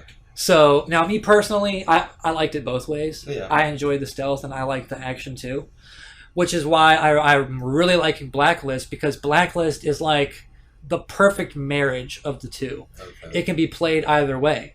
They've got 3 different play styles you can do, and you get points for each different play style. Oh, okay. You've got Ghost, which is your traditional Splinter Cell, never seen, never heard. Yeah. All your kills are sneaking up behind people, breaking their necks, whatever.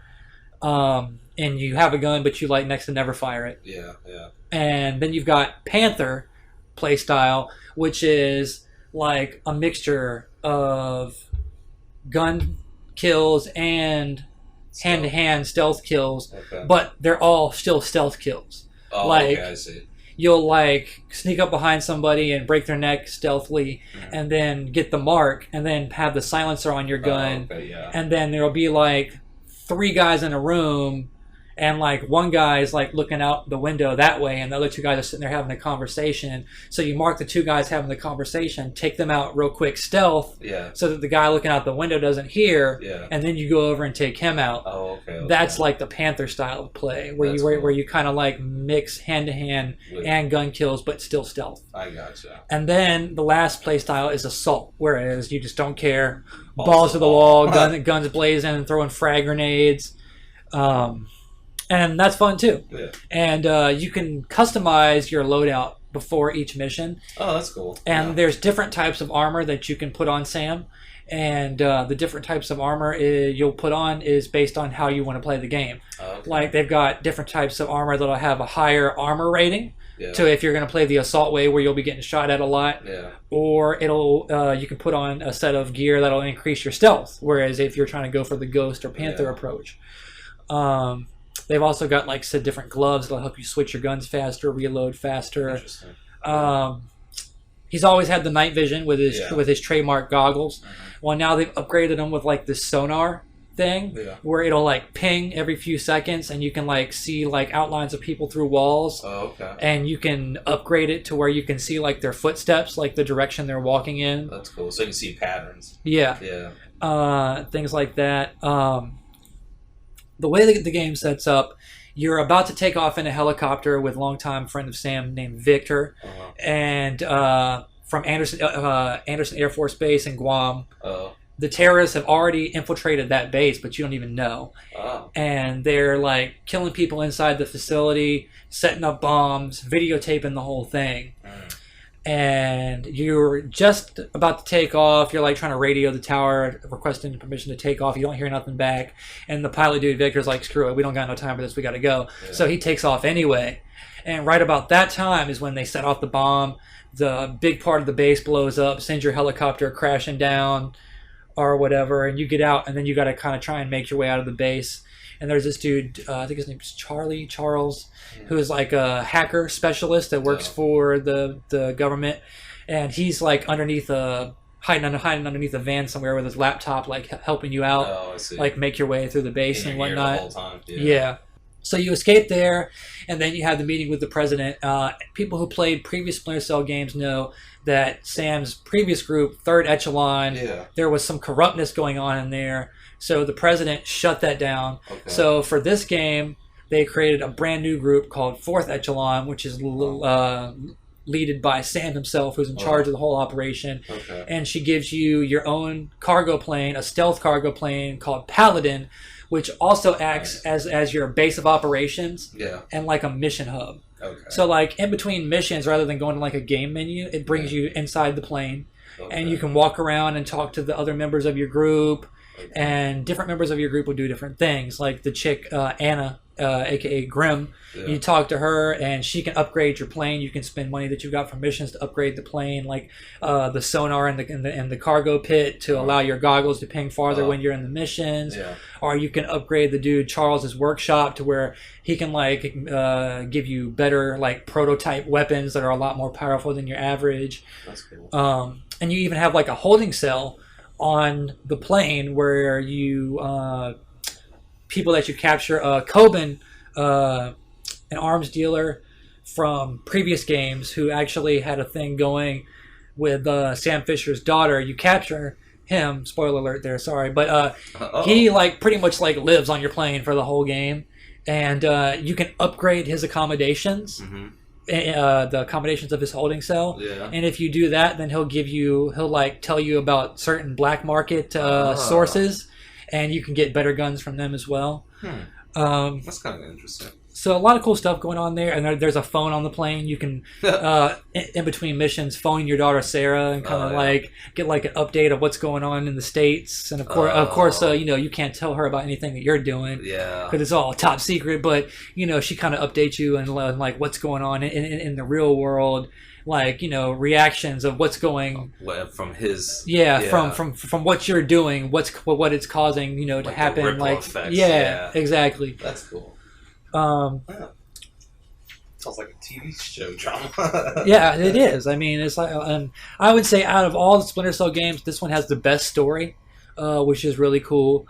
There's also co-op modes.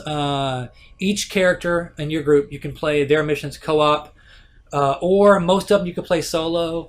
There's a black dude named Isaac. Only his missions have to be played co-op. Okay. The other people's you can play co-op or solo, however way you choose. And those are fun. I tried it out co-op online with a random dude. Played some missions. Definitely fun. But you know, they can also be played solo. So it's not like there has to be cooperation. Yeah. It's more of just having fun playing with a buddy. Someone else, yeah.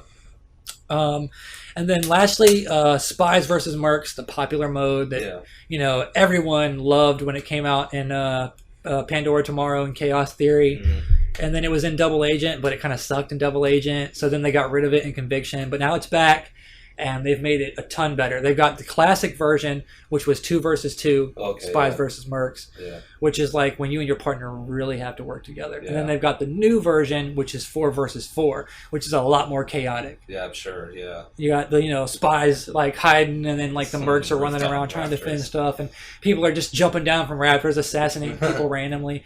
It's kind of like a mixture of like Assassin's Creed and Splinter Cell. That sounds cool, yeah. But really awesome game. I would have to say 4.5 frags. 4.5 frags. Yep. Sounds really good. I've never been a big fan of Splinter Cell, but that makes me want to get interested in it. Tight game. And then DuckTales. Yeah. Let's hear it. Yep. Capcom sent us over a code to review that. It's a really, really awesome game. Yeah. I actually played the demos. I'll download the demos. If you enjoyed the game back in the late 80s, you'll enjoy it now. It's just as good as it ever was. Yep. All the original voice actors. The only thing that's changed is the art style. They've made it look brand new. And the music, I think, got redone. Or at least not in that maybe some of it. I know the music in the main menu, you see as soon as you boot it up, that's the original. And you know, you can definitely tell that what's there. They've remastered the audio to make it sound, that's what I'm saying. The quality of it. But yeah, it's really awesome, easy to play. You know, you walk and you jump, and then you can use the cane to pogo jump. You use that to get to higher platforms that you couldn't get to in the normal jump, or to bounce off of enemies' heads, Mario style, and take them down. And then you've also got your cane swing that you can use to open chests, or if there's like an enemy that's hovering a little bit too high for you to bounce off their head, you just knock a boulder with that cane, and it'll like fly up and hit them. Yeah, that's a fun game. I don't think it's as hard as the original one. Well, they've got higher difficulties. Oh, do they? Okay. Yeah, you can change the difficulty. That's cool. It defaults to easy difficulty. Yep. Okay, well, like I said, I played the demo, so that was probably it's kind of weird because like most games default to normal difficulty, and then you can go down to easy if you want. But what I noticed when I booted up, like it defaulted to easy, and I actually had to move it to normal. Did you? Okay. Maybe they did that just because they knew. Mostly gonna be kids playing it, you know what I mean? And then like they figure the adults who are going there for the nostalgia effect, they can bump up the difficulty if they want. Yeah. What's funny though, you say it's for kids to be playing it. I don't even think my son's even heard of DuckTales. You know what I mean? Well, they haven't, but like you see the picture of it on arcade. You're like, this is obviously for the kids. Yeah. Didn't they make movies? Mm-hmm. Yeah, there was one where there was like something Arabian Nights, like with the genie. I remember that. I remember watching that actually in Alaska when we were living there. Yeah. Yeah. Good times. Good times. So maybe some of the homemade pizza from Mom's. Oh that was yeah. Good times. But yeah, they had movies. But yeah, I would say that's probably another 4.5 fragger. for a current day. If you take into effect like as for a current day, but for a classic game, that's a 5-fragger. Oh, I mean, it's a classic. Yeah. Classic. It is a good game. And with that, last for the day, me and Steve and even J Ray, who's in a baseball tournament today. Well, he hasn't been playing as much as us, but we have been getting down on Diablo. Like ridiculous. Yeah, you guys have. Yes, a ridiculous amount. We've beaten the game. We're on our second playthrough, and the next difficulty up. Nightmare, is it? We're in Act 2, getting close to Act 3. So we'll be on our third playthrough before you know it. Moving it on up to Hell mode and then Inferno. Ooh. But I mean, that game is just addictive. You know what I mean? Very much so. Let's see. Starting off, when I played the PC version, which I liked, but it seemed to get monotonous after a while. Because I didn't pointing and clicking. Yeah, that, and I was used to the WoW controls, WX or whatever, WS, that type of movement type thing. It was different being a point click and click to do an ability or whatever. Having it in the controller form has made it so much more easier, so much more comfortable, and that's probably why I've stuck around for so long. Not to mention, I tried a different class. When I played the PC version, I played as a monk, and now I've played as a wizard, and that's my main. I've actually made a secondary wizard to play with J-Ray so that he has somebody around his level to go through everything. But I found that the wizard, for me, is very fun. A lot better than the monk. Yeah, a lot better than the monk. Definitely, you could play as a standalone character doing your solo just fine. Which, for me, I like, if you're playing solo, to try and use like half frost or ice type thing so that it slows the movement of your enemies, and then other half for like fire or electricity type spells because they do a lot of damage. But I think that the character really shines just like a lot of the other ones where when you play multiplayer, you really see the classes shine when they work with each other. Yeah. And I think that goes with every class, not just the monk or the wizard or the witch doctor. I think they all just kind of combine really well. And I've noticed that you can make friends really quick by playing this game. I made two, one by the name of Nameless and one by the name of, I'll just call him Nameless.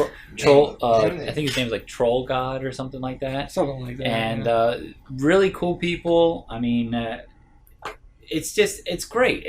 You can play with your friends, you can play by yourself, you can play with people you don't even know, and you still get the work done. You feel accomplished. It's a great game. It looks beautiful on the console, very fluid. Beautiful, just as good as it did on my laptop. Really, yeah. I mean, on PC it does look a little bit better. It's noticeably better, but it's not a lot better. Not enough to deter you. Not enough to be a factor. Yeah, there was a few. There are a few. The fact that everything about the console is superior to the PC makes up for it. Yeah, I think that there were a few times that I had a hiccup or two where. I believe I was in one of your games where you'll kill an enemy and like the enemy will like still be standing there for a second before they like fall down and disappear. Yeah, that happened when I was playing with you and J-Ray one night. Yeah. Also, when I was transferring from like one scene to another, or maybe it was from the outside world to like a den or something that we had found, I had gotten to a loading screen and it wouldn't let go. It kept pulling up hints. It kept pulling up the little diamonds that would turn red and then go back to gray. Like it was still operating, but I sat there for a good 2-3 minutes and nothing happened. But I've only had that happen a rare occurrence of times, like maybe 2 or 3 times out of the hours and hours that I've played. And to be honest with you, it is just fun. Yeah, without a doubt, you can tell the difference. Somehow, it never gets boring. You see the difference from normal to nightmare. You see it in the difficulty. You see it in the loot drops. And we've actually started finding more and more plans to drop talk about rare. Them things are rare. Yeah. They don't drop very often. Because it's like, legendaries don't drop very often, and then you're hoping that that legendary happens to be some plans. So you're talking about super rare when you're talking about plans. Yeah. Because that's like a legendary of a legendary.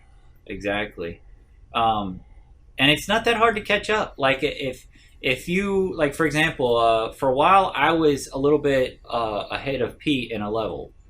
And I think it was like a 3, maybe 4 level difference. He caught up real quick. Then the next thing I know, he played a little bit more than I did, and he was a couple levels ahead of me. And now I'm only like 1 or 2 levels behind him now. Yeah. So it's really quick to catch up with your friends, especially with that XP bonus. With the more people that join, the monsters are stronger, but you get the bonus experience from that for having more people. Plus, I think that was a nice touch. Those rubies in your helmet. Yeah, put a star ruby in my helmet gives me 25% extra XP plus the 10% from one person, which was nice, so we could stop wearing that Infernal helm because it only had an armor of 7. Exactly. So I put that in the wayside, and it's just been really fun. Now we're not only on the hunt to finish Nightmare, but we're also on the hunt to find the items for the staff. Yep. The staff of hurting to get to the special area. Yes, because Steve, you played that on the PC version, but I never even played it, so it's going to be like a brand new experience for me when we make it there, brand new level. It's going to be sick. It's going to be awesome. We've also the people that we've played with. We've also found out different ways of doing things. Did you want to talk about that? Well, we'll just say that there is a duping glitch. Uh-oh. And if you're interested, look it up on YouTube. Exactly. It's a secret. Yeah. But I mean, like, it's fun. And you see the progressions for the blacksmithing and the jewel crafting. You see a difference when you level it up. That's cool. You do. And the reason that I would say that the duping glitch is worth doing, because it would take you years to level up the jeweler and the blacksmith all the way. Should you choose to do it the traditional way, like years. Yeah, like an insane amount of stuff you have to collect. Like there's just no way. Like only a 12-year-old kid who's at home all the time would have enough time to do that. To break it down, it's like this: you have to find, like for blacksmith, you have to find blacksmith pages. You have to have 10 blacksmith pages to make a tomb. You have to have so many tombs, plus jewel crafting tombs to make a book of secrets. And then now we've got stuff that we found that we can't make because there's other stuff that we don't have. Oh. So the duping continues. Yeah, the duping continues. Just when we thought it was over. So, but I mean, like, overall, it's fun. It's exciting. You never know what's going to drop. P's got the constant, high magic find on him. Yeah. And I play the vice versa, where I try to put as much damage as I can because he's got the minions to kind of help him back it up, and stuff. And me, when I play with somebody, I try to make it to where I'm helping my group out. Yeah. So, for example, I've got like this bubble or force field that comes over that does extra damage if the enemies are inside of it. So he's doing twice as much damage to them with his minions and all. And, I use my ice to slow him down if we start getting in a pickle, it's really great to play multiplayer. Yeah, playing with the Wizard and Witch Doctor class together, they work really well together because both of them are made to slow enemies down. Because, like, the Witch Doctor will cast a spell up with the hands come out of the ground and slow people down. And then you got the ice, you can freeze them into place. So it's like they pretty much never even have a chance to move because we're just raping them so fast that it's just awesome. I mean, it just... I even encouraged a friend that's playing on PlayStation, and he's all like, he came over to play on my Xbox. He goes, you know what, I think I could probably get into this. So he started calling a couple of his buddies or messaging them on his PlayStation and seeing if they wanted to play. Yeah. And a few of them have said that they were tempted to buy it. They just didn't know if anybody else would be interested in playing. Mm-hmm. So it's definitely one of those group-based games that you can get into really easy, really quick, and it's not hard to figure out what a good combo is. And for those who have played the PC version, there's some differences. First of all, they've totally redone the menus and the inventory, the way your inventory works, and your stash. Yeah. There's like a radial dial where you switch between different parts of gear and weapons.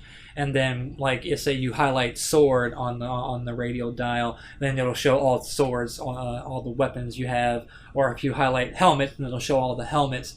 So that way it's easy to find the item you're looking for, so you're not looking through a bunch of armor and shields trying to find a helmet. Yeah, or if you're trying to compare items, it doesn't do this at the blacksmith, like when you're trying to salvage something. Right, but which I wish it did. Yeah, but because sometimes I'm looking at stuff that I'm about to salvage, and I'm like, I don't remember the stats of that. Let me just check before I go and salvage it. Yeah. And then I got to back up out of the thing to look at it to see... Yeah. All right, I'll salvage that. Yeah, but when you go to sell something or buy something, you can have a side-by-side comparison of what you're equipped with what you're thinking about buying or selling, to see if you want to continue with that thing. I wish they would have done that with the salvage area. And there's also an arrow system where underneath the item's name, it'll have like arrows pointing up or down for sword, shield, and health, letting you know if the arrow is pointing up green, that lets you know it's going to be a boost over what you're currently wearing, and if it's the red arrow pointing down. Although sometimes I find items that I'm like, this is doing way more damage than what I have, yet the arrow is pointing down telling me it's not. Yeah, you just have to read the stats. I don't think they take in consideration of the magical effect. Yeah, like I think it's intelligence more the physical. For us. Yeah. So for the magical, you have to sit there and weigh out the pros and cons. Like, if I have a boost of +7 to maximum arcane damage, or whatever, and something else has +5 to 6 extra physical damage, it's going to show arrows for the 5 to 6 physical versus my 7 of magical. Yeah, and then like just last night, we just started putting rubies into our weapons. Like before, we were both doing like 1,000-some damage a piece. Yeah. And I'm like, I see these rubies add extra damage to your weapon. Let me make a star ruby, throw it in there, and see what it does. Yeah. And my damage output went from like 1,200 to like 2,600. Oh wow! And I'm like, yo, Steve, you got to do this. So he freaking did it to his, and now he's doing like over $3,000 worth of damage. Man, yeah. And They already didn't stand a chance, and now they're just dropping before we even enter the room. Yeah, I think the setup that I have right now is I have a star ruby in my head, or my head garment, which only has one slot right now. I don't know if there ever is one that has two, but and then I have a ruby in my weapon, in my one-handed weapon. And then basically everything else, my offhands, my rings, my body pieces are all topaz to give me that extra intelligence. I think only chest plates and pants can have two sockets. You think? Because I haven't found an item from any other slot with two. Have you? Shields maybe. Shields might. I know that in Diablo 2 they had weapons that had multiple slots. Yeah, they did Diablo 2. I haven't found a weapon in Diablo 3 with 2 slots yet, though. Yeah, so it'd be something to find, hopefully, maybe, or something to look up. But regardless, it depends on your class. But I mean, seriously, it's fun. And once you find that little niche of like what your solo abilities are good for and what your group abilities are good for, then it just makes life so easy, so quick. You can get through it, and the achievements aren't really that hard. No, they're not. And then so pretty much you just play through the game normally, and you'll get them as you play. That's cool. The biggest addition to the console version is the evade maneuver, where you just flick the right thumbstick in any direction and your guy will roll. Yeah. Which is super helpful when you get surrounded by a mob. And I wish that had been there in the PC version. So yeah, I don't know if this happened in the PC version because I never played the Wizard, but it seemed like when I went to do mirror image, I think it's called, where it makes a multiple of you, which now I'm up to 5 instead of 3. There's some enemies that'll put like a red ring underneath you and you can't move anywhere. I found that sometimes when I do that mirror image, it busts me out. It frees me from that containment because it doesn't know which one I am to put it on. So, just a little word of the wise. There's some little loopholes out there that, you can try to get out of a holding if you're in a pinch. I would say Diablo 3 5 frags all day. All day. I'd agree with that. Yeah. I mean, as much as we've played, and I definitely, as soon as I get my character up to 60, I probably would like to do another character up to 60. It's just a terrific game. And Grand Theft Auto 5 is coming out this week. I'm sure I'll be playing a lot of it, but I wouldn't be surprised if I take a break and switched over to Diablo for a while just because the game's that fun. It's almost like it almost feels like a Call of Duty where you can do stuff in a short period of time, feel accomplished, and put the game down. Yeah. Yeah. You know, you don't have to do all of it in one sitting. Yeah, you can take just it into parts. Boot it up, run through a couple of dungeons, get some items, and call it a day. But yeah, so that is it for the reviews and the news for this week. It has been a terrific episode. We will catch you all 2 weeks from now, and enjoy. Frag Attack Radio.